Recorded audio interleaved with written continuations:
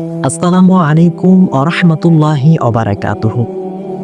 পবিত্র কোরআনের এক অনন্য সূরা, যা শুধু আমাদের চোখ নয়, মন, আত্মা এবং হৃদয়কে কাঁপিয়ে তোলে।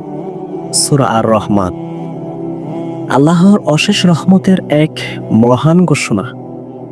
আসুন আমাদের হৃদয় দিয়ে অনুভব করি এই সূরার অপূর্ব গভীরতা। জেনে নেই কি রহস্য লুকিয়েছে এই সূরার মধ্যে। চলুন আজকে আমরা জানবো সূরা আর রহমান সম্পর্কে কিছু গুরুত্বপূর্ণ প্রশ্ন ও তার উত্তর সহ একে একে তুলে ধরবো ইনশাআল্লাহ।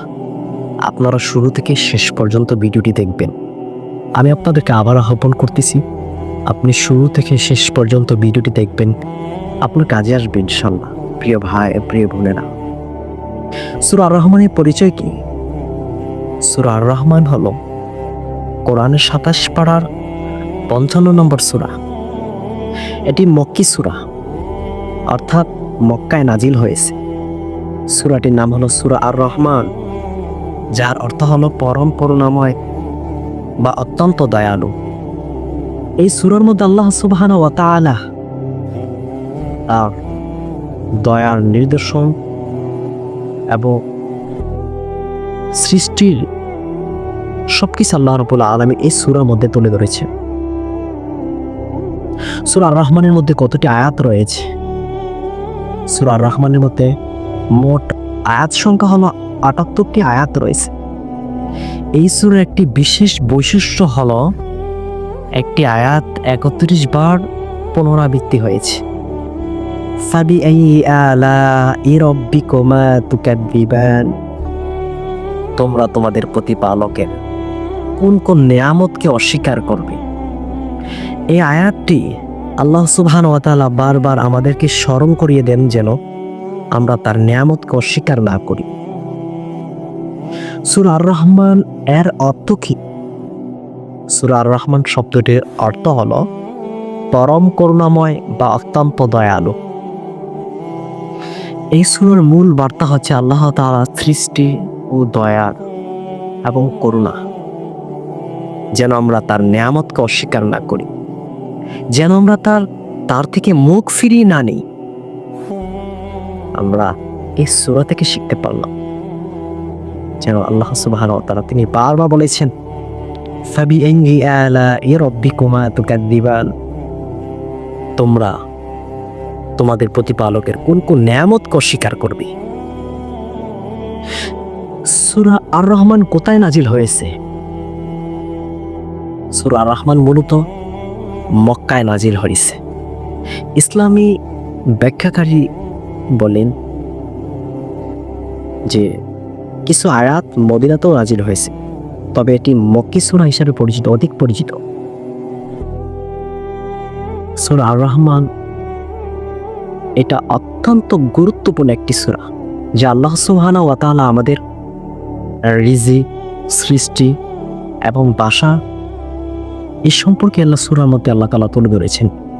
এই ৭৮টি আয়াতের মধ্যে আল্লাহ রাব্বুল আলামিন আমাদের এই রিজিকের কথা, তারপরে আমাদের যে ভাষা তিনি শিক্ষা দিয়েছেন, তিনি আমাদের যে কোরআন শিক্ষা দিয়েছেন এবং তিনি আমাদের সৃষ্টি করেছেন এবং তার সকল দয়ার নিদর্শন আল্লাহ সুবহানাহু ওয়া তাআলা এই সূরা আর রহমানের মধ্যে তুলে ধরেছেন।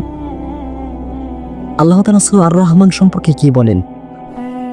আর রহমান আল্লামাল কুরআন খলাকাল ইনসান আল্লামাহুল বায়ান। আর রহমান, আর রহমান আল্লামাল কুরআন, তিনি আমাদেরকে কোরআন শিক্ষা দিয়েছেন। খলাকাল ইনসান, তিনি সৃষ্টি করেছেন মানুষ। আল্লামাহুল বায়ান, তিনি মানুষকে ভাষা শিক্ষা দিয়েছেন। আমরা বুঝতে পারলাম আল্লাহ সুবহানাহু ওয়া তাআলা তিনি আমাদেরকে বারবার তিনি আমাদেরকে এই কথাগুলো বলতে চাইছেন যে আমার বান্দা, তুমি আমার শুকরিয়া আদায় করে শেষ করতে পারবে না। আমি তোমাদেরকে এত নিয়ামত দিয়েছি, কিন্তু আমরা আল্লাহ তাআলার নিয়ামতকে আমরা স্বীকার করি না, আমরা ভুলে যাই। আপনি একটাবার চিন্তা করুন প্রিয় ভাই আমার, আপনি আল্লাহ তাআলা দেয়া নিয়ামত আমরা যে বক্ষণ করতেছি, এগুলোর আমরা শুকরিয়া আদায় করে শেষ করতে পারবো কি? কখনো পারবো না। একটা চোখের শুকরিয়া আদায় করে শেষ করতে পারবো? আপনি আমি যে চোখ দিয়ে আলো বাতাস দেখতে পাইতেছি, যে চোখের মধ্যে কোনো গোলাও আসে না, স্পষ্ট না দেখতে পাই, যে জবান দিয়ে আমরা স্পষ্টভাবে কথা বলতে পারি, যে জবান দিয়ে আমরা খারাপই না বক্ষণ করতে পারি, এবং যে জবান দিয়ে আমরা জিকির আজকার করতে পারি, যে জবান দিয়ে আল্লাহ সুবহানাহু ওয়া তাআলার কথাবার্তা বলতে পারি, আর রহমান, তিনি পরম করুণাময়, অত্যন্ত দয়ালু। তিনার চাইতে দয়ালু আর কেউ হতে পারে না। সূরা আর রহমানের ফজিলত, কোরআন ও হাদিসের অনুযায়ী সূরা আর রহমানের ফজিলত, প্রথম নাম্বার, সূরা আর রহমান হলো কোরআনের দুলহান, ব্রাইড অফ দ্য কোরআন। বহু সাহাবায়ে কেরাম বলেন যে সূরা আর রহমান এতটাই মনোমুগ্ধকর যে এটি কোরআনের কনে বা ব্রাইড হিসাবে অধিক পরিচিত। 2 নাম্বার, জিনদের প্রতিক্রিয়া। হযরত আবু হুরায়রা রাদিয়াল্লাহু তাআলা আনহু হতে বর্ণিত, আল্লাহ রাসূল সাল্লাল্লাহু আলাইহি ওয়াসাল্লাম তিনি বলেছেন যে আমি দেখেছি জিনেরা যখন সূরা আর রহমান শুনছিল তখন তারা বলল, বারবার বলতেছিল যে হে আমাদের প্রতিপালক, আমরা তোমার কোনো নিয়ামতকে অস্বীকার করব না। জিনেরা যখন এই সূরাটি বারবার শুনছিল তখন তারা বলতেছে, হে আমাদের প্রতিপালক, আমরা তোমার কোনো নিয়ামতকে অস্বীকার করব না। 3 নাম্বার, হৃদয়ের ভালোবাসা জাগায়। যে ব্যক্তি সূরা আর রহমান নিয়মিত আমল করবে তার হৃদয়ে আল্লাহ তাআলার ভালোবাসা বৃদ্ধি পাবে। সুবহানাল্লাহি ওয়া বিহামদিহি, সুবহানাল্লাহি ওয়া বিহামদিহি। আপনার প্রতি আমার প্রতি আল্লাহ তাআলার ভালোবাসা এবং কি কথোপকথন হয়ে যাবে যদি আপনি সূরা আর রহমান তেলাওয়াত করেন। 4 নাম্বার, মানসিক প্রশান্তি ও চিকিৎসা। ইসলামী পণ্ডিতের মতে যেমন রুহানি কষ্ট, মানসিক চাপ ও রোগ থেকে মুক্তি পাওয়ার জন্য সূরা আর রহমান অনেক উপকারী। আল্লাহু আকবার। আমাদের ঔষধ মানসিক, আপনি মানসিক চিন্তা পড়ে আছেন, আপনি কষ্টে ভুগতেছেন, আপনার রিজিকের অভাব, আপনার যদি সকল কিছুর সমস্যা সমাধান করতে হয় তাহলে আপনার জন্য সূরা আর রহমানই যথেষ্ট।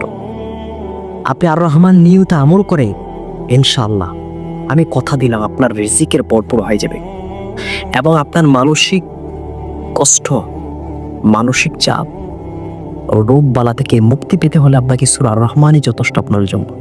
সূরা আর রহমান আপনি নিয়মিত আমল করে ইনশাআল্লাহ আপনার সকল রোগ ব্যাধি থেকে আপনাকে হেফাজত করবেন আল্লাহ সুবহানাহু ওয়া তাআলা। সূরা আর রহমান শুধু একটি কোরআনের একটি সূরা নয়, একটি মূল্যবান একটি রত্ন। এক একটি সূরার মর্যাদা আল্লাহ সুবহানাহু ওয়া তাআলা এক একভাবে দিয়েছেন। সূরা আর রহমানের মধ্যে আল্লাহ সুবহানাহু ওয়া তাআলা তার সৃষ্টির নিদর্শন তুলে ধরেছেন এবং তার দয়ার নিদর্শন তুলে ধরেছেন। তিনি মানুষকে সৃষ্টি করেছেন, তার নিদর্শন তুলে ধরেছেন। তিনি মানুষদেরকে ভাষা শিক্ষা দিয়েছেন এবং তিনি অফুরন্ত নিয়ামত এই সূরার মধ্যে আল্লাহ তাআলা তুলে ধরেছেন। যে নিয়ামতগুলো আল্লাহ সুবহানাহু ওয়া তাআলা আমাদেরকে দিয়েছেন, এই নিয়ামতগুলো আল্লাহ সুবহানাহু ওয়া তাআলা তুলে ধরেছেন। ৭৮টি আয়াতের মধ্যে ৩১ বার একটি আয়াত আল্লাহ সুবহানাহু ওয়া তাআলা পুনরাবৃত্তি করেছেন। ফাবিআইয়ি আলাই রাব্বিকুমা তুকাযযিবান। তোমরা তোমাদের প্রতিপালকের কোন কোন নিয়ামতকে অস্বীকার করবেন, এই কথাটি আল্লাহ সুবহানাহু ওয়া তাআলা ৩১ বার বলেছেন। কারণ কি? তোমরা চিন্তা করো যে আল্লাহ সুবহানাহু ওয়া তাআলার নিয়ামত কি তোমরা অস্বীকার করতে পারবে? তোমরা কিভাবে আল্লাহ তাআলার নিয়ামতকে অস্বীকার করবে? তোমরা একটা তোমাদের চোখের নিয়ামত তুমি শুকরিয়া আদায় করতে পারবে? তোমার জবানের শুকরিয়া আদায় করতে শেষ করতে পারবে শুকরিয়া করে? তুমি যে সুস্থ আছো, সেই সুস্থর কারণে তুমি যে আল্লাহ তাআলার কাছে শুকরিয়া আদায় করে শেষ করতে পারবে? প্রিয় ভাই, আমার প্রিয় বোনেরা, আমরা বুঝতে পারি না আমরা আল্লাহ তাআলা থেকে অনেক পিছিয়ে আছি, আমরা আল্লাহ তাআলা থেকে অনেক ফিরে আছি। প্রিয় ভাই, আমার প্রিয় বোন, আমি আপনাদেরকে আহ্বান করব যদি আপনি একজন মুসলমান হয়ে থাকেন, আপনি এই সূরাটি আপনি নিয়মিত আমল করবেন, ইনশাআল্লাহ আপনার সকল দুঃখ কষ্ট, মানসিক চাপ এবং রুহানি কষ্ট সকল কিছু আল্লাহ সুবহানাহু ওয়া তাআলা এই সূরার বরকতে আপনার থেকে দূর করে দিবে। সুবহানাল্লাহ। আল্লাহ রাব্বুল আলামিন তিনি আমাদের রিজিকের কথা বারবার তুলে ধরেছে।